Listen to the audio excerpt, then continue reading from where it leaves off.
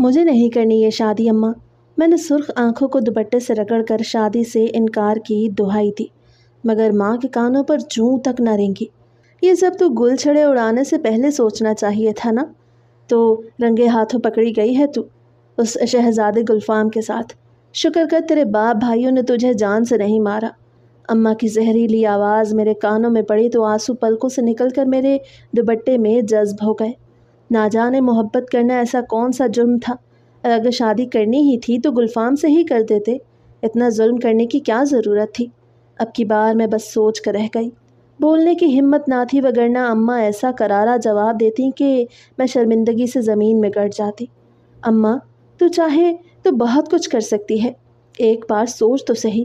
میری جان پھندے میں اٹکی تھی، اس لیے ماں کو منانے کی ایک اور کوشش کرتی ان کے کندھے سے لٹک گئی۔ چل پیچھے ہٹ منحوس کہیں کی، نہ شرم ہے نہ عقل، جان چھوڑ ہماری اور عزت کے ساتھ رخصت ہو جا۔ یہ دیکھ ہاتھ جوڑتی ہوں تیرے سامنے، ایسا نہ ہو کہ تیرے جنازہ اٹھانا پڑے اس گھر سے۔ میں جو ماں کے زہریلے لہجے اور ان کے جڑے ہاتھوں پر ہی پریشان تھی، ان کے الفاظ سن کر میرا دل کٹ کر رہ گیا۔ آخر ایسا بھی کون سا جرم کر دیا میں نے؟ محبت ہی تو کی تھی، مگر میں ماں کو یہ سب سمجھا نہیں پا رہی تھی۔ حقیقت تو یہ تھی کہ وہ سمجھنا ہی نہیں چاہتی تھی۔ ماں مجھے دھکا دے اور گھوری ڈال بیگانوں کی طرح چلتی بنی، جبکہ میرا دل غم سے بند ہونے کے قریب تھا۔ صدمے سے بے حال میں چارپائی پر گرتی چلی گئی۔ میرا نام اجالا ہے، مگر میری قسمت اجالوں سے محروم تھی۔ نہ جانے کیوں میرے حصے میں ہمیشہ اندھیرے ہی آئے، کبھی ماں کی ڈانٹ، کبھی بھائیوں کی پابندیاں، کبھی باپ کی خاموش ناراضگی، جیسے میرے گرد ایک انجانی قید بنی ہوئی تھی جس کا دروازہ ہمیشہ ابا کی مرضی سے کھلتا اور بند ہوتا۔ میں گھر میں سب سے چھوٹی تھی، 3 بھائیوں کی اکلوتی بہن۔ سب کہتے تھے میں گھر کی رونق ہوں، خوشبو ہوں، آنکھوں کی ٹھنڈک ہوں، لیکن بس تب تک جب تک میں خاموش رہوں، کسی خواہش کا اظہار نہ کروں، کسی خواب کو زبان نہ دوں۔ گھر میں مجھ پر شروع سے ہی بہت پابندیاں تھیں۔ میں ہر وقت اماں، ابا اور بھائیوں کی نظر میں رہتی۔ اماں مجھے چلنے، اٹھنے، بیٹھنے کے طور طریقے تک سکھاتی تھی۔ ہم خاندانی لوگ ہیں، یوں لڑکوں کی طرح غلغہ پاڑا کر کے مت چلا کر، خاندان کی عورتیں دیکھیں گی تو تیرے بارے میں باتیں بنائیں گی۔ ماں کی باتیں سن سن کر میں جیسے ہر وقت ایک ناپ تول کی لکیروں پر چلنے کے لیے تیار رہتی۔ چھوٹی سی عمر میں مجھ پر ایسی سختیاں تھیں کہ میں اپنے آپ کو قید میں محسوس کرتی۔ میں ماں کے قدموں سے لگ کر لاڈ پیار سے ان سے فرمائشیں کرتی تو وہ صاف انکار کر دیتی۔ ہم لڑکیوں کی فرمائشیں پوری نہیں کرتے، اگلے گھر جائے گی تو تیری کون سی فرمائشیں پوری کرے گا؟ مجھے ماں کی باتوں پر حیرت ہوتی۔ ابھی تو میں نے میٹرک بھی پاس نہیں کیا تھا اور ماں کو مجھے اگلے گھر بھیجنے کی اتنی جلدی تھی۔ میں کہتی ماں، وہاں خواہشیں پوری نہیں ہوں گی تو کم از کم یہاں تو کر دو، تو وہ منہ بنا کر سخت لہجے میں کہتی، لڑکیوں کی زبان اتنی نامناسب نہیں ہونی چاہیے، چپ رہا کر اور خاموشی سے میری ہر بات مانا کر۔ میں ماں کی منمانیوں پر حیران رہتی۔ اگر میں چپ چاپ خاموش رہتی تو کبھی کبھار پیار بھی کر لیتی، جاتے آتے میرا ماتھا چوم لیتی، کبھی اداسی سے مجھے دیکھتی، لیکن جب بھی میں کچھ بولتی، کچھ کہتی، اپنے لیے آواز اٹھاتی تو ناراض ہو جاتی۔ کہیں تو بگڑ تو نہیں گئی؟ تیری فرما برداری پر شک ہونے لگا ہے مجھے۔ وہ غصے سے مجھے دیکھتی تو میں فوراً چپ ہو جاتی۔ ماں کا رویہ میرے لیے ہمیشہ ایک معمہ رہا۔ میں یہ بھی نہیں کہہ سکتی تھی کہ ماں کا سلوک میرے ساتھ برا تھا، اور یہ بھی نہیں کہہ سکتی تھی کہ وہ میرے ساتھ بہت اچھی تھیں۔ جیسے ان کا پیار بھی مشروط تھا اور ان کی ناراضگی بھی۔ میں نے میٹرک کا امتحان پاس کیا تو دل میں ایک ہی خواہش تھی، کالج میں داخلہ لینے اور آگے پڑھنے کی۔ میں اپنے خوابوں کو کوئی شکل دینا چاہتی تھی، لیکن ابا اور بھائی تو ایک طرف، میری اپنی ماں ہی میری تعلیم کے سخت خلاف تھیں۔ لڑکیوں کو اتنا نہیں پڑھانا چاہیے، ہم نے تجھے میٹرک کروا دیا، یہی بہت ہے، اب کچھ گھر داری سیکھ اور اپنے گھر جانے کی تیاری کر۔ ماں کی بات سن کر میں دنگ رہ جاتی، جانے وہ کون سے زمانے میں رہتی تھی۔ مجھے اندازہ تھا کہ اگر میں اپنے حق کے لیے آواز بھی اٹھاؤں گی تو نتیجہ الٹا ہی نکلے گا۔ ماں مجھے تانے دے دے کر خاموش کر دیں گی، جیسے ہمیشہ کرتی آئی تھی۔ مگر یہ ایسی خواہش تھی جو میرے اندر شدت اختیار کر چکی تھی۔ میں پڑھنا چاہتی تھی، آگے بڑھنا چاہتی تھی، اپنے لیے جینا چاہتی تھی۔ ماں، میں کیا کروں؟ میں ایسے گھر میں بند ہو کر نہیں جی سکتی، مجھے پڑھنا ہے، کچھ بننا ہے۔ میں نے ماں کو منانے کی ٹھانی تو ماں نے ایک جھٹکے سے میری بات مسترد کر دی۔ ممکن نہیں، ابا سے بات کرو نا۔ ماں، میں لاڈ سے بولی، مگر ماں کو میرا لاڈ ایک آنکھ نہ بھایا۔ मैं तेरे अब्बा से क्यों बात करूं जब मैं खुद ही राज़ी नहीं हूँ। लड़कियां पढ़कर बिगड़ जाती हैं, पढ़ाई नहीं तो इन्हें घर से भागना सिखाया है। इससे पहले कि तू भी कोई ऐसा कदम उठाए, बेहतर यही है कि तेरा रिश्ता कर दिया जाए। माँ की बात सुनकर मैं शशतर रह गई। मुझे समझ ही ना आया कि माँ को मेरे बारे में अचानक इतना शक क्यों होने लगा था। वो बार बार यही कहती जैसे मेरे जहन में ये बात डालना चाह रही हूँ कि मैं वाकई घर से भागने वाली थी। हालांकि ऐसी कोई नीयत ना थी मेरी, लेकिन माँ की बेएतमादी ने मेरी खामोश ख्वाहिशों को भी गुनाह बना दिया। मुझे कॉलेज में दाखिला लेने की इजाज़त तो ना मिली। गोया मेरे ख्वाबों पर एक खामोश सी चादर डाल दी गई। मैंने जितनी बार अब्बा से कहा कि मुझे कॉलेज जाना है, वो हर बार किसी न किसी बहाने से टाल जाते। कभी कहते घर के हालात इजाज़त नहीं देते, तो कभी माँ की नज़रें इस तरह मेरी तरफ उठती जैसे मैंने कोई अनोखा और नापसंदीदा सवाल कर लिया हो। लेकिन मेरी ज़िद, मेरी ख्वाहिश, मेरे अंदर का वो तड़पता हुआ जज्बा शायद अब्बा महसूस कर चुके थे। इसीलिए बहुत सोच विचार के बाद उन्होंने मुझे मदरसे में दाखिला लेने की इजाज़त दे दी। ये मदरसा हमारे घर से कुछ फासले पर एक निस्बतन पुरअमन और साफ़ सुथरी गली में वाक़ था। यहाँ लड़कियों को ना सिर्फ नमाज, रोज़ा और कुरान की तालीम दी जाती, बल्कि उन्हें दीन का एक खूबसूरत और महज़्ज़ब अंदाज़ भी, शऊर भी दिया जाता। इस मदरसे के इंचार्ज बाजी के वालिद साहब एक नेक और शरीफ इंसान थे। उन्होंने एक दिन हमारे घर आकर अब्बा से कहा, हाँ जी साहब, बेटियां अल्लाह की नेमत होती हैं, उनकी अच्छी तरबियत और दीनी शऊर बहुत ज़रूरी है। आपकी बेटी मदरसे आएगी तो इंशाअल्लाह ना सिर्फ इल्म हासिल करेगी, बल्कि घर का माहौल भी बेहतर होगा। अब्बा ने उनकी बातों को गौर से सुना और शायद पहली बार किसी ने उन्हें ये एहसास दिलाया कि बेटियों को दीनी इल्म देना भी एक बड़ी इबादत है। चुनाचे वो राज़ी हो गए। मेरे लिए ये गोया एक नई राह खुलने जैसा था। दिल में कहीं ये खुशी भी थी कि चलो कम से कम घर से निकलने का एक बहाना तो मैसर आया, वरना घर में तो मेरी हैसियत एक ऐसे कैदी की सी थी जिस पर हर वक्त एक सख्त पहरा बिठाया गया हो। माँ की आंखों से तो यूँ लगता जैसे वो मुझे हर लम्हा शक की निगाह से देखती हों। उनकी नज़र हर वक्त मुझ पर यूँ जमी रहती जैसे पुलिस का कोई एहलकार आदि मुजरिम पर नज़र रखे। मैं ज़रा सा हंस लेती तो सवाल होता, किस बात पर हंस रही हो? ज़रा सा खामोश हो जाती तो पूछा जाता, इतनी खामोश क्यों हो? क्या दिल में कुछ चल रहा है? मेरी ज़िंदगी एक सवाल नामे में बदल चुकी थी, जिसका हर जवाब मुझे सफाइयों में देना पड़ता। मदरसे का माहौल अगरचे सख्त था, लेकिन उस सख्ती घर के माहौल से कहीं बेहतर महसूस होती थी। वहाँ कम से कम मुझे सांस लेने की आज़ादी थी। किताबों की खुशबू, तस्बीह की गूंज और उसातिज़ा की नरमी भरी बातें मेरे दिल को सुकून देती थीं। कुछ लड़कियाँ वहाँ वाकई दीन सीखने आई थीं और कुछ मेरी जैसी, जो किसी न किसी कैद से भागकर थोड़ा सा आज़ाद होना चाहती थी। ज़रीना मेरे साथ मदरसे में पढ़ती थी। वो मेरी ही उम्र की थी, शायद चंद दिन छोटी या बड़ी हो, मगर हमारे ख़यालात, अंदाज़ और हालात इतने मिलते थे कि यूँ महसूस होता जैसे हम बरसों की सहेलियाँ हों। इब्तदा में हम महज सलाम दुआ पर इक्तफ़ा करते थे, मगर फिर जल्द ही वो रिश्ता एक गहरी दोस्ती में बदल गया। मदरसे का माहौल अगरचे संजीदा था, मगर ज़रीना की मौजूदगी हर दिन को हल्का, खुशगवार और पुरुम्मीद बना देती। उसकी तबीयत में एक अजीब सी मिठास थी जो उसकी बातों, मुस्कुराहट और हत्ता कि उसकी खामोशी से भी झलकती थी। वो हमेशा मेरी छोटी छोटी बातों का ख्याल रखती। जब भी मैं थकी हुई या उदास होती, वो मुझे अपने घर ले जाती और अपने हाथों से ठंडा शरबत बना के पिलाती। ज़रीना के घर में ही मेरी मुलाकात उसके भाई गुलफ़ाम से हुई। वह वाकई किसी शहज़ादे गुलफ़ाम से कम ना था, बेगाना, लापरवाह सा, अपने आप में मगन। मैं भी सीधी सादी शरीफ लड़की थी। मैंने कभी उसे नज़र उठा कर न देखा, हमेशा नज़र झुका कर उसके पास से गुजर जाती और ज़रीना के साथ बातों में मगन हो जाती। पहली बार जब मैंने उसे देखा तो बस यूं ही एक लम्हे को ठिठकी, मगर फ़ौरन अपनी नज़रें झुका ली।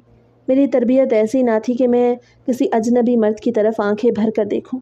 माँ ने हमेशा सिखाया था कि बेटियों की इज़्ज़त उनकी नज़रें होती हैं, और मैंने हमेशा उन सच्चाइयों को दिल से माना था। ना जाने मेरे इस झिझकते हुए अंदाज़, खामोश लहजे और नज़रें चुराने के तरीके में ऐसा क्या था कि गुलफ़ाम की निगाहें मुझ पर ठहरने लगीं। वो अक्सर बेचैनी से दरवाज़े पर आ जाता, बहाना कुछ भी हो, कभी पानी मांगने, कभी बहन को पैगाम देने, लेकिन हर बार उसकी आंखों में वही एक सवाल होता जो मेरे दिल के किसी कोने में दबा बैठा था। क्या तुम मुझे देख सकती हो? क्या तुम मेरी खामोशी को सुन सकती हो? मैं हमेशा नज़रें चुरा लेती, مگر دل کے کسی کونے میں ایک ہلچل سی مچ جاتی۔ ایک ایسا احساس تھا، نہ محبت کہہ سکتی تھی، نہ کشش کا نام دے سکتی تھی، بس اتنا جانتی تھی کہ گلفام کی موجودگی مجھے غیر محفوظ نہیں بلکہ محفوظ محسوس کراتی تھی، جیسے وہ مجھے بغیر چھوئے بغیر کچھ کہے سمجھنے لگا ہو۔ شاید میں اس کے لیے کوئی خاص نہ تھی، یا شاید وہ بھی کچھ نہ سمجھ پایا ہو، مگر میرے دل نے پہلی بار دھڑکنوں کا نیا مطلب سیکھا تھا، اور اس سبق کا پہلا صفحہ گلفام تھا۔ میرا دل گلفام کے لیے دھڑکنے لگا۔ اب تو جیسے میرا دل مدرسے سے زیادہ زرینہ کے گھر میں لگنے لگا تھا۔ میں بہانے سے اس کے ہاں جانے کی کوشش کرتی، کبھی کھانے کی کوئی چیز دینے تو کبھی کتاب واپس کرنے کے لیے، اور کبھی صرف یہ کہہ کر کہ شربت بہت اچھا لگا تھا، دوبارہ پینے کا دل کر رہا ہے۔ اصل میں میرا دل اب شربت سے زیادہ کسی اور کے دیدار کا مشتاق ہو چکا تھا۔ زرینہ کے گھر کا ماحول مجھے اپنے گھر سے بہت مختلف لگتا۔ وہاں ایک آزادی تھی، ایک سکون اور ایک غیر محسوس سی کشش، اور اس کشش کی سب سے بڑی وجہ گلفام تھا۔ اب وہ بھی جان چکا تھا کہ میں کسی وقت مدرسے سے فارغ ہوتی ہوں اور کب زرینہ کے ساتھ آ سکتی ہوں۔ اکثر وہ انہی اوقات میں گھر پہ موجود ہوتا، کبھی صحن میں پانی کے پائپ سے پودوں کو سیراب کرتا، کبھی اخبار پڑھنے کے بہانے کرسی پر بیٹھا ہوتا، اور کبھی تو بس خاموشی سے آنگن میں چکر لگا رہا ہوتا۔ ہم نے کبھی براہ راست ایک دوسرے سے بات نہ کی، نہ میں نے کبھی اس کا نام زبان پر لایا، نہ وہ میرے قریب آیا، لیکن ہمارے درمیان ایک ایسی خاموش زبان بن چکی تھی جو صرف آنکھیں بولتی تھی، وہ آنکھیں جن میں نے اپنے لیے ایک الگ سی چمک دیکھی، ایک احترام بھری پسندیدگی محسوس کی، جیسے وہ مجھے دیکھ کر کچھ کہنا چاہتا ہو مگر لفظوں کی زنجیر میں بندھا ہو۔ میری اپنی حالت بھی کچھ مختلف نہ تھی۔ میں خود کو بار بار سمجھاتی، اپنے دل کو قابو میں رکھنے کی کوشش کرتی، مگر جیسے ہی اس کی نظر مجھ پر پڑتی، میرے دل کی ساری دیواریں لرزنے لگتی۔ ایک پل کو سب کچھ بھول جاتی، ماں کی سختی، ابا کی امیدیں، میری تربیت، سب کچھ، بس وہ نظر، وہ لمحہ، اور میرے دل کی دھڑکن باقی رہ جاتی۔ جیسے جیسے دن گزرتے گئے، میری اور گلفام کی خاموش محبت کسی چھپے ہوئے خزانے کی مانند پروان چڑھنے لگی۔ ہماری نظریں اکثر مدرسے کے بعد زرینہ کے گھر کی چھت پر ملتی تھیں، یا صحن میں کوئی معمولی سا کام کرتے ہوئے۔ ہم نے اب بھی کبھی کوئی واضح بات نہ کی، مگر ہماری خاموشی اب معنی رکھنے لگی۔ کچھ اشارے، کچھ نظریں، کچھ مسکراہٹیں، یہی سب ہمارے تعلق کی بنیاد تھی۔ مگر محبت ہمیشہ خفیہ نہیں رہتی، اور قسمت ہمیشہ مہربان نہیں ہوتی۔ مجھے اندازہ تک نہ تھا کہ میری آنکھوں میں چھپی محبت اتنی جلدی کسی کی نظر میں آ جائے گی۔ میں تو بس اپنی معصوم خواہشوں کے سہارے دن گزار رہی تھی، مگر تقدیر شاید کچھ اور ہی لکھ چکی تھی۔ گلفام کی ماں، وہ ایک تیز نظر، سخت دل اور روایتی سوچ رکھنے والی عورت تھی۔ وہ ہمارے درمیان کبھی کوئی لفظ نہ سن سکی، مگر آنکھوں کا وہ خاموش مکالمہ، وہ چھوٹے چھوٹے لمحے جیسے اس کے دل پر خنجر کی طرح لگے تھے۔ شاید ماں کا دل سب سے پہلے پہچانتا ہے، اور وہ پہچان گلفام کی ماں کو ہرگز گوارا نہ تھی۔ اس سے برداشت نہ ہوا کہ اس کے بیٹے کا دل کسی عام سی لڑکی کے لیے مچلنے لگا، ایک ایسی لڑکی جس کا نہ کوئی نام تھا، نہ مقام، اور نہ ہی کوئی مضبوط خاندان۔ ہم نے کبھی اقرار نہیں کیا تھا، نہ روایتی انداز میں کوئی رشتہ طے پایا تھا، بس کچھ نظروں کے تصادم تھے اور خاموش دل کی دھڑکنیں۔ لیکن وہ ماں، اس کی نظر سب جان گئی۔ اب پھر نہ جانے اس نے میری ماں کو کیا پیغام بھیجا، کون سے الفاظ استعمال کیے، کس لہجے میں میرے کردار کو چاک کیا کہ میرے گھر میں ایک طوفان آ گیا۔ میری ماں کا چہرہ غصے سے سرخ ہو گیا، اور ان کے لہجے میں وہ تلخی آ گئی جس نے میرے وجود کو جھنجھوڑ کر رکھ دیا۔ ہم نے بیٹی کی پرورش کی تھی یا رسوائی کی، مدرسے بھیجا تھا یا محبتیں بانٹنے؟ ان کے تانے میری سانسیں گھونٹنے لگے۔ ابا جو ہمیشہ خاموش رہتے تھے اب آنکھیں بھی نہیں ملاتے تھے، اور گلفام کی ماں نے زرینہ کے گھر میں میرا قدم رکھنا بھی حرام قرار دے دیا تھا۔ زرینہ کی ماں نے زرینہ کو سختی سے سمجھایا، اب وہ لڑکی ہمارے گھر کبھی نہ آئے، تم دونوں کے بیچ جو بھی ہے ختم کرو۔ بات یہاں تک نہ رکی، زرینہ اور میرے ابا کو بھی مدرسے بلا لیا گیا۔ وہاں میرے بارے میں بات ہوئی، میرے کردار پر سوال اٹھے، اور میری خاموشی کو گناہ بنا کر پیش کیا گیا۔ اب گلفام پر بھی پہرے بٹھا دیے گئے، اس کی ہر حرکت پر نظر رکھی جانے لگی۔ میں جانتی تھی وہ بولنا چاہتا ہے، کچھ کہنا چاہتا ہے، مگر ماں کی نظروں میں جکڑا وہ بیٹا خاموش ہو گیا۔ میری دنیا جیسے یکدم بکھر گئی، میرے خواب، میری معصوم سی محبت، میری خاموش خوشیاں سب مجرم بنا دی گئیں۔ وہ نگاہیں جو کبھی میرے دل کو تسکین دیتی تھیں اب کسی قید میں قید ہو چکی تھیں۔ میرے لیے زمین تنگ ہو گئی۔ گھر میں ماں کو جیسے سب پہلے ہی مجھ پر شک تھا، اب ان کے پاس الزام لگانے کا بہانہ بھی آ گیا۔ ابا نے مجھ سے بات کرنا ہی چھوڑ دی۔ ماں دن رات تانے دیتی کہ ہم نے کون سا دشمن پال رکھا تھا، تمہاری بیٹی نے تو ہمیں رسوا کر دیا، مدرسے جانا بھی چھن گیا، زرینہ سے ملنا تو خواب بن گیا۔ گلفام کی آواز، اس کی نظریں اور وہ پہلی ملاقات اب ایک دکھ بن چکی تھی۔ اس کا رشتہ دیکھو، اور جیسے بھی حالات ہوں، جہاں بھی ٹھکانہ ملے رخصت کر دو اسے۔ یہ الفاظ میرے ابا کے تھے، وہی ابا جو کبھی میرے سر پر شفقت سے ہاتھ رکھتے، جو کبھی میرے خوابوں کو سنوارنے کی بات کرتے، مگر اب ان کی آنکھوں میں اجنبیت تھی اور لہجے میں تھکن یا شاید بیزاری۔ یہ کہہ کر وہ ہمیشہ کے لیے خاموش ہو گئے۔ ان کی اس خاموشی میں نہ باپ کا درد تھا، نہ بیٹی کے لیے کوئی دعا، اور ماں، وہ تو پہلے ہی میرے وجود سے بیزار تھیں، جیسے میری ہر سانس ان کے لیے ایک بوجھ تھی، ایک گناہ۔ وہ میری رخصتی کو فرض نہیں سزا سمجھ چکی تھی، ایک ایسی سزا جو ان کی عزت بچا سکتی تھی، ان کی عزت پر لگے داغ دھو سکتی تھی۔ جلد ہی رشتہ دیکھنے کا سلسلہ شروع ہو گیا۔ نہ میرا مزاج پوچھا گیا، نہ میرا دل، بس جس طرف سے بھی کوئی رشتہ آیا ماں نے فوراً ہاں بھرنے میں دیر نہ کی۔ مجھے رخصت کرنے کی جلدی کچھ ایسے تھی جیسے میں کوئی بوجھ ہوں جو جلد از جلد اتار پھینکنا ہے۔ لڑکے کے بارے میں جان کر میرے پیروں کے نیچے سے زمین کھسک گئی۔ وہ پہلے سے شادی شدہ ہے، ایک نہیں کئی بیویاں تھیں اس کی۔ مجھے سمجھ نہ آتی میرے کون سے جرم کی سزا تھی، ایسا جرم جو میں نے کیا ہی نہ تھا۔ ماں کے سامنے دہائی دینا بیکار رہا۔ انہیں لگتا تھا کہ نہ جانے میں نے کیا جرم کر دیا ہے۔ تجھے کیا لگتا ہے ہم تجھے عزت سے رخصت کریں گے؟ تو نے ہماری ناک کٹوا دی، پورے محلے میں رسوا ہو چکے ہیں ہم، تو اب گندے الزاموں میں دبی ہوئی ایک فریبی لڑکی سمجھی جا رہی ہے۔ ماں کے الفاظ نے مجھے بے حد چھلنی کیا۔ یہ سچ تھا کہ مجھے گلفام سے محبت تھی، یہ بھی سچ تھا کہ ہم دونوں کے دل ہی ایک دوسرے کے لیے دھڑکتے تھے، مگر میں نے کوئی حد پار نہ کی تھی۔ گلفام کی ماں نے نہ جانے کون کون سے الزام مجھ پر لگائے اور اماں ان سب کو سچ مان بیٹھی۔ میں ماں کو خود پر اعتبار دلانے کی بے حد کوشش کی، مگر سب بے سود رہا۔ شادی کا دن یوں تو ہر لڑکی کے لیے خوشیوں بھرا دن سمجھا جاتا ہے، مگر میرے لیے وہ ایک سیاہ کفن کی مانند تھا، جس میں میری امیدوں، خوابوں اور خودی کو دفن کر دیا گیا۔ میں دلہن بنی ضرور تھی، مگر میرے چہرے پر وہ خوشی اور روشنی نہ تھی جو نئی زندگی کے آغاز پر ہوتی ہے۔ دل خوف سے کانپ رہا تھا اور قدم جیسے کسی نامعلوم انجام کی طرف اٹھ رہے تھے۔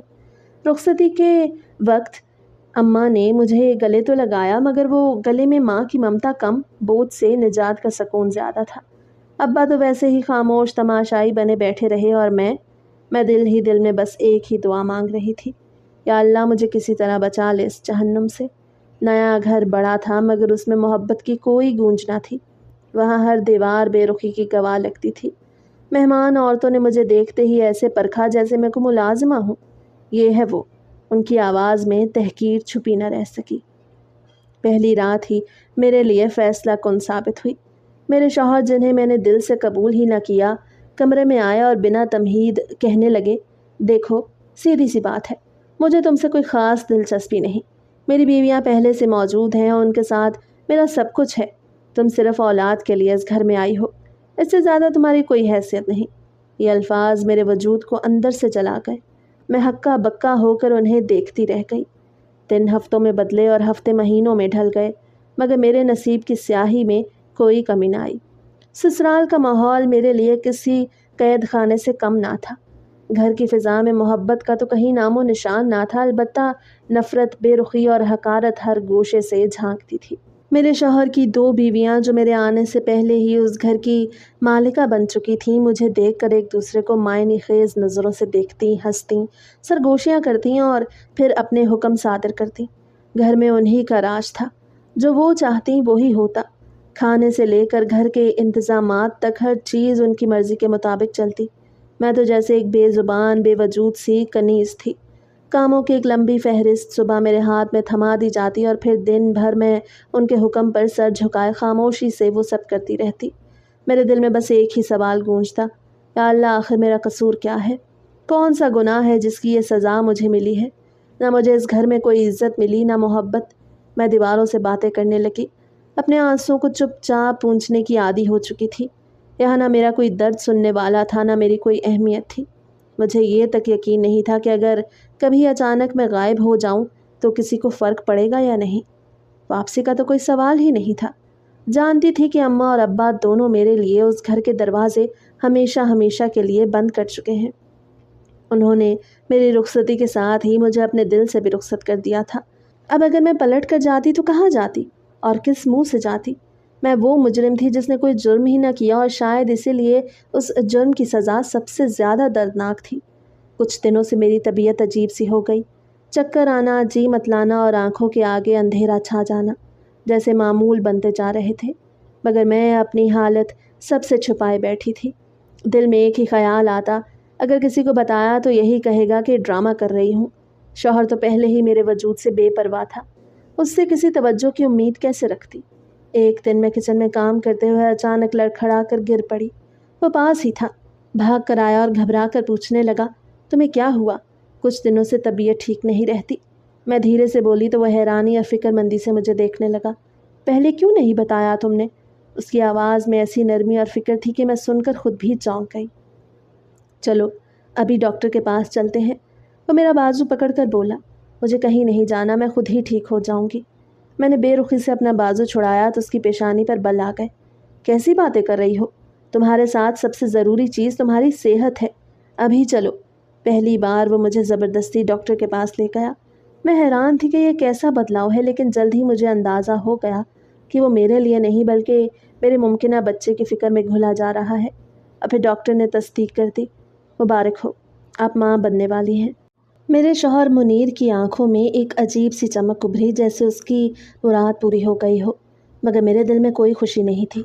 मैं तो उसी बच्चे की खातिर उस घर में लाई गई थी और मुझे बखूबी इल्म था कि बच्चा पैदा होने के बाद मेरा वजूद मज़ीद बेवक़्त हो जाएगा। शायद वो बच्चा भी मुझसे छीन लिया जाएगा। मैं ख़ुद को उस दर्द के लिए तैयार कर चुकी थी।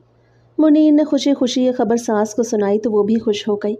ध्यान रखना, मुर्दा बच्चा पैदा नहीं होना चाहिए। अगर ये मौका भी गया तो इस घर में तुम्हारी कोई जगह नहीं बचेगी। ये अल्फाज मेरे सीने पर हथौड़े की तरह गिरे। मुझे उस घर में पहले ही कोई मकाम हासिल ना था। अगर बच्चा भी न रहा तो शायद मैं बेघर हो जाऊं। उस खौफ ने मुझे मजबूर किया कि मैं अपनी सेहत का ख्याल रखूं। मुनीर और सास दोनों मेरे खाने पीने पर नज़र रखने लगे। वो मेरा ख्याल रखते, मगर मुझे इल्म था कि ये सब मेरे लिए नहीं बल्कि मेरे पेट में पलने वाले बच्चे के लिए था। मैं खामोशी से सब सहती रही, दिल पर पत्थर रख कर उनके अहकामात मानती रही। और फिर वो लम्हा आ ही गया जिसके लिए मैं 9 महीने गिनती रही थी। मेरा दिल तेज़ धड़क रहा था। वो बच्चा जिसे मैं इतने महीनों से अपने अंदर महसूस कर रही थी अब मेरे हाथों में आने वाला था और मुझे पहली बार एक अजीब सी खुशी ने आ घेरा। लेकिन जब बच्चा पैदा हुआ तो एक दिन ही जी सका। मैंने खूबसूरत मासूम सी जान को जन्म दिया था, मेरा बेटा। मैंने पहली बार उसे देखा तो मेरी आंखों से बेख्तियार आंसू बह निकले। ये आंसू खुशी के थे या दुख के मुझे खुद भी मालूम ना था। हॉस्पिटल के बिस्तर पर लेटे हुए मैंने उस छोटे से वजूद को अपने सीने से लगाया जो अभी कुछ लम्हे पहले मेरी सांसों में बसा हुआ था और अब मेरे सामने था। मेरे जिस्म की थकन, दिल की उदासी और जहन की उलझनें लम्हा भर को ख़त्म हो गईं। मगर ये लम्हा ज़्यादा देर कायम न रह सका। जल्द ही मेरी सास और शौहर कमरे में आए। सास की नज़रें सीधी बच्चे पर थीं, जैसे मेरी तो कोई अहमियत ही ना थी। बेटा हुआ है, वो खुशी से चिल्लाई। मुनीर ने भी सुकून का सांस लिया, जैसे कोई बड़ा बोझ उतर गया हो। लेकिन मेरी तरफ किसी ने तवज्जो ना दी। मेरी सास मेरे बेटे को मेरी बाहों से ले गई और मैं खामोशी से देखती रह गई। मगर मेरा दिल टूटा नहीं, बल्कि कुछ और सख्त हो गया। मैं जानती थी अब मेरा असल इम्तिहान शुरू हो रहा था। मगर उस बच्चे को शायद माँ से दूरी बर्दाश्त न हुई। वो एक दिन ही जी सका। अगले दिन ही उसकी सांसें उखड़ गईं। मेरा शौहर उसे लेकर हॉस्पिटल दौड़ा, मगर कोई फ़ायदा ना हुआ। वो सबसे रूठ कर चला गया। शायद वो अपनी माँ की तरह पत्थर नहीं था जो ऐसे माहौल में जी लेता। ये वो वाहिद दुख था जिसमें घर में सभी दुखी थे। मेरी दोनों सोतन, मेरी सास और मेरा शौहर। अब तो हमारे शौहर को चौथी शादी करने से कोई नहीं रोक सकता था। मेरी एक सोतन अफसोस से हाथ मलते बोली तो मुझे कोई फ़र्क न पड़ा। वो मेरी तरफ से चौथी शादी करता या 10वीं, मुझे इससे क्या सरोकार था। उस घर में मेरी वाहिद खुशी मेरा बच्चा ही मेरे पास न रहा था। मेरा वजूद अब उनके लिए बेकार था। मेरे शौहर का अफसोस उतरा तो वो गम और गुस्से से भर गया। तुम चली जाओ इस घर से, इस घर में तुम्हारे लिए कोई जगह नहीं।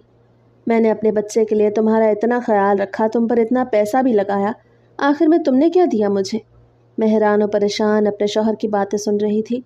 میرے دل میں ایک زخم تھا جو میرے مرے ہوئے بچے کے ساتھ دفن ہوا تھا، اور اب وہ زخم الفاظ کے وار سے مزید گہرا ہوتا جا رہا تھا۔ منیر کا چہرہ غصے سے سرخ ہو چکا تھا، جیسے میں نے جان بوجھ کر اس کا وارث چھین لیا ہو۔ میں نے تو ایک جیتا جاگتا بچہ پیدا کیا تھا، تمہاری ماں اسے مجھ سے چھین کر لے گئی، نہ جانے اس نے بچے کے ساتھ کیا کر دیا۔ میری بات اسے ہضم نہ ہوئی، اس کا چہرہ غصے سے سرخ ہو گیا۔ تم نکلو یہاں سے، وہ چیخا۔ میرے لیے تم اب ایک بے فائدہ وجود ہو، جس مقصد کے لیے تم اس گھر میں آئی تھی وہ تو پورا ہی نہ ہوا۔ میرے قدموں تلے زمین نکل گئی۔ مجھے لگا جیسے سب کچھ ایک خواب تھا، ایک بھیانک خواب جس سے میں ابھی جاگ جاؤں گی، مگر نہیں، یہ خواب نہیں تھا، یہ میری حقیقت تھی۔ کیا ماں بننے کی ناکامی میری سزا تھی؟ کیا میری گود خالی ہونے پر میرا وجود بھی خالی ہو گیا تھا؟ اس کے چہرے پر کوئی نرمی نہ تھی۔ ساس نے بھی منہ موڑ لیا اور میری سوتنیں ایک کونے میں کھڑی مسکرا رہی تھیں، جیسے میرا دکھ ان کے لیے کسی فتح سے کم نہ تھا۔ میں بے آواز رو رہی تھی۔ میرا بچہ مر گیا تھا، مگر مجھے لگا میں خود بھی اس کے ساتھ دفن ہو چکی ہوں۔ منیر نے میرے کپڑے ایک تھیلے میں ڈال کر میرے قدموں میں پھینک دیے۔ اب جاؤ، جہاں جانا ہے جاؤ، اس گھر میں تمہارا کوئی حق نہیں رہا۔ میں نے کچھ لمحے خود کو سنبھالا اور آنکھوں سے آنسو پوچھتے ہوئے اپنا تھیلا اٹھایا۔ دروازے کے باہر قدم رکھتے وقت میں نے آخری بار اس گھر کو دیکھا جس میں مجھے کبھی ماں بننے کی امید تھی۔ اب وہاں نہ امید تھی، نہ رشتہ، نہ محبت۔ میں خاموشی سے گلی کے نکڑ تک آئی جہاں سورج غروب ہو رہا تھا، جیسے میری زندگی کا سورج ڈھل چکا ہو۔ نہ ابا کے گھر میں جگہ تھی، نہ دنیا میں کوئی کاندھا، مگر پھر بھی میں نے خود کو سنبھالا، کیونکہ ایک ماں کی ممتا صرف گود میں بچے سے نہیں جڑی ہوتی، وہ دل میں دفن بچے سے بھی زندہ رہتی ہے۔ میں نہیں جانتی تھی کہ کہاں جانا ہے۔ گھر سے نکالے جانے کے بعد میرے قدم بے جان سے ہو چکے تھے، جیسے کسی نے روح چھین لی ہو۔ زندگی کی ساری امیدیں اور خواب یکدم راکھ ہو چکے تھے۔ سڑک پر چلتے ہوئے نہ کوئی سمت تھی، نہ کوئی منصوبہ، میں صرف چل رہی تھی جیسے کوئی بے بس پتنگ ہوا کے رحم و کرم پر ہو۔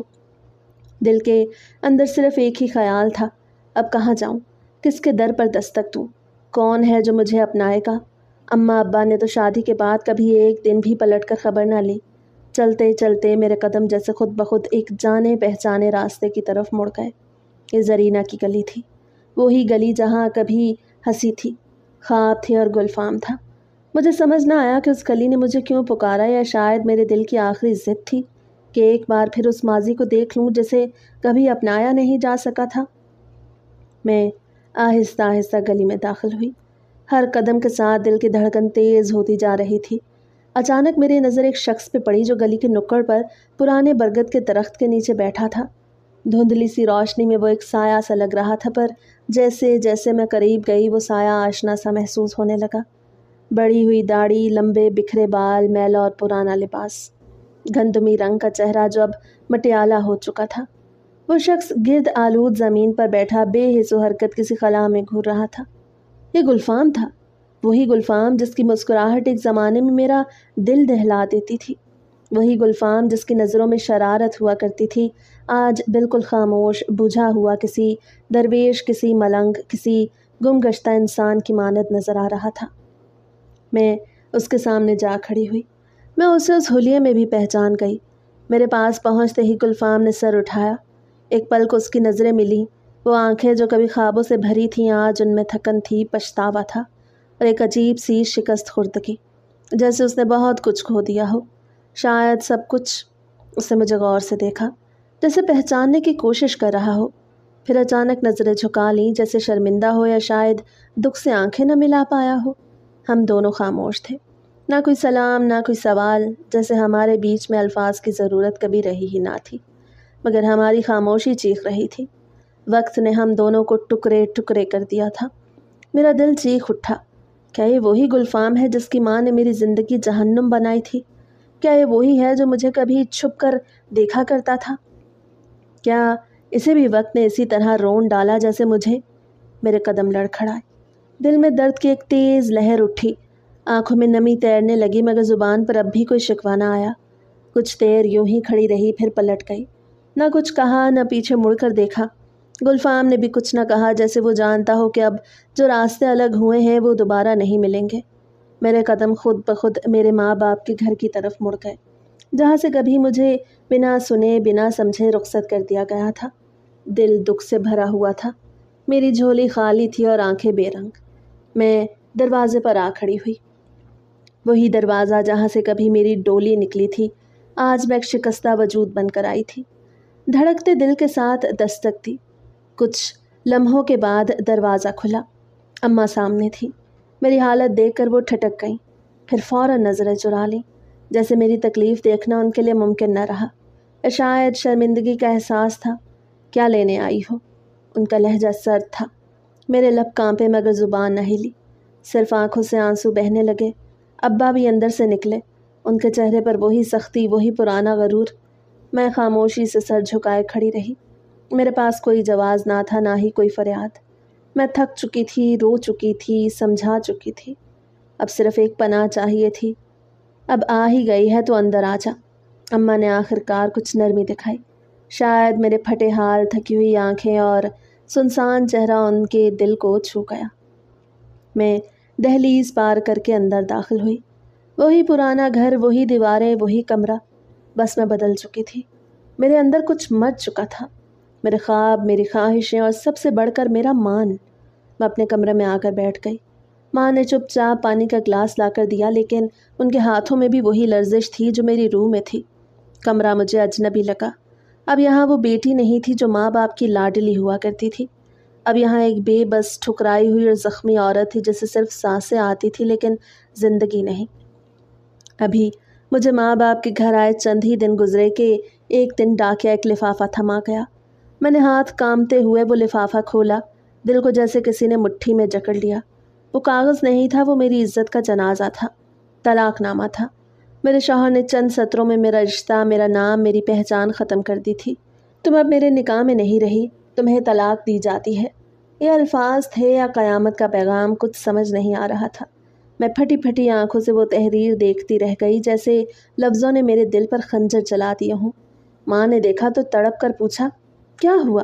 میرے ہاتھ کانپ رہے تھے، زبان پر تالے پڑے تھے۔ ابا نے میرے ہاتھ سے وہ کاغذ کھینچ کر پڑھا، پھر ایک ہلکی سی آہ بھری اور چپ چاپ کمرے سے نکل گئے۔ میری دنیا دوبارہ لٹ چکی تھی۔ پہلے گھر سے نکالی گئی، پھر شوہر نے بے رحم طریقے سے اس رشتے کو نوچ ڈالا۔ میرے دل میں ایک درد تھا پر آنکھوں میں آنسو نہیں تھے۔ شاید آنسو بھی تھک چکے تھے میرے ساتھ ساتھ۔ ماں نے تسلی دینے کی کوشش کی لیکن ان کے الفاظ بھی بے جان تھے، جیسے خود ان کے دل میں بھی کہیں نہ کہیں یہ بات تھی کہ میں اب ان کے لیے بوجھ بن چکی ہوں۔ میرے پاس اب کچھ نہ بچا تھا، نہ شوہر، نہ اولاد، نہ کوئی مان، نہ مستقبل۔ میں صرف ایک سایہ تھی جو دیواروں سے لگ کر جینے کی کوشش کر رہا تھا۔ وہ دن جیسے عام سا تھا۔ اماں صحن میں بیٹھی چپ چاپ سبزی کاٹ رہی تھیں اور میرے اندر کمرے میں پڑی زندگی کی بے رحم تھپیڑوں کو سوچ رہی تھی۔ اچانک دروازے پر ہلکی دستک ہوئی۔ ماں نے چونک کر میری طرف دیکھا اور پھر دروازے کی طرف بڑھ گئی۔ کون ہے؟ اماں نے پوچھا۔ میں ہوں، گلفام کی ماں۔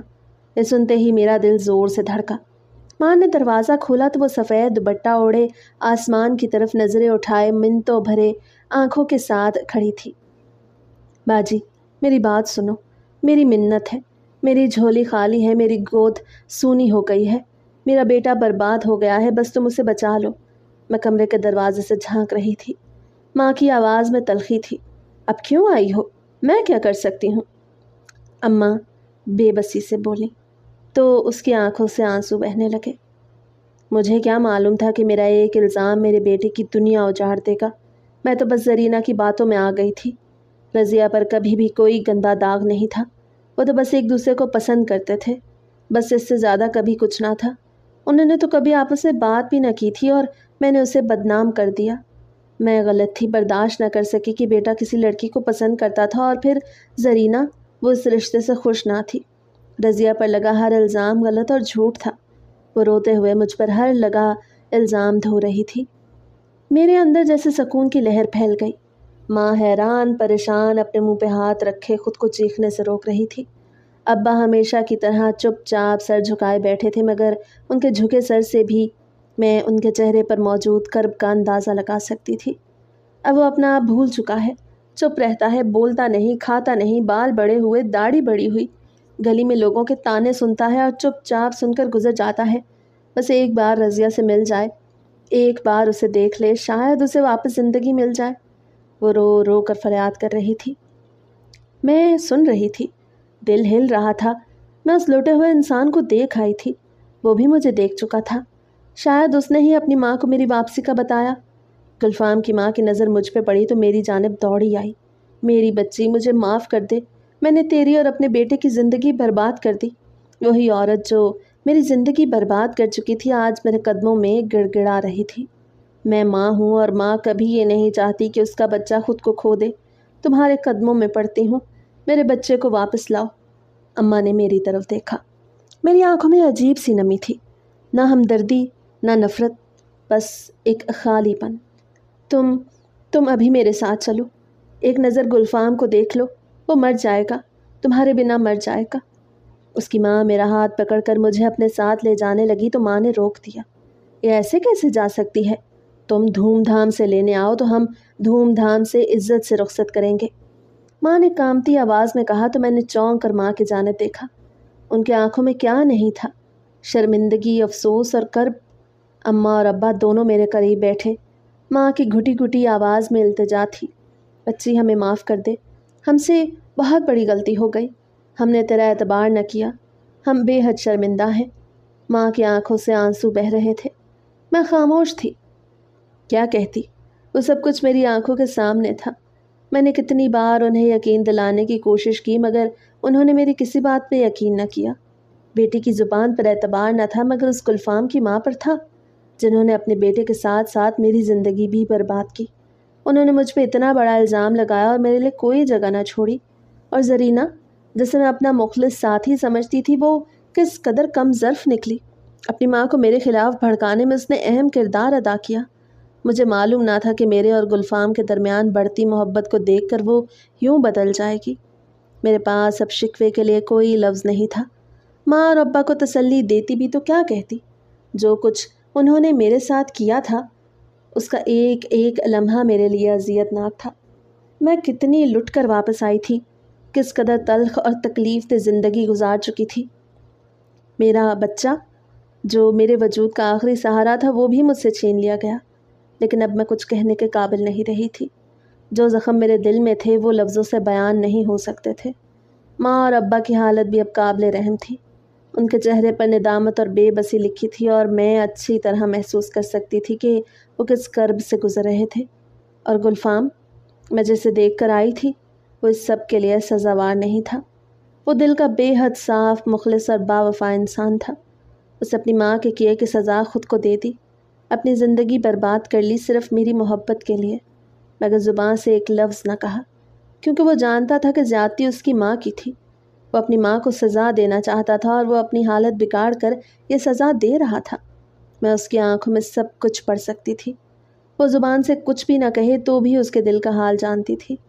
اماں ابا چاہتے تھے کہ میری شادی گلفام سے کر دیں۔ وہ اس کی ماں کو یہ بات کہہ چکے تھے کہ وہ دھوم دھام سے مجھے رخصت کرنے آئے تاکہ میری نئی زندگی کا آغاز عزت و محبت کے ساتھ ہو۔ میں ماں اور ابا کے فیصلے سے انکاری نہ تھی۔ دل ٹوٹا ہوا تھا۔ دوبارہ سے شادی کا خیال ہی میرے لیے تکلیف دہ تھا۔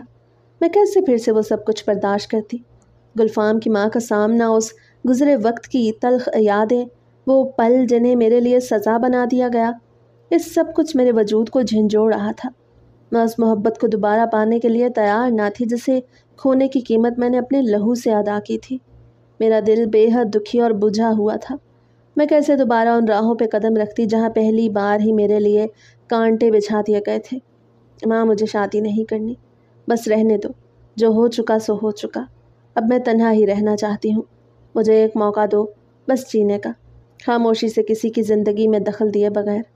مگر ماں ابا میری منت کرنے لگے، ان کے آنکھوں میں شرمندگی تھی، التجا تھی۔ بیٹی، ہم نے تیری زندگی برباد کی، اب ہمیں ایک موقع دے کہ ہم اسے سنوار سکیں۔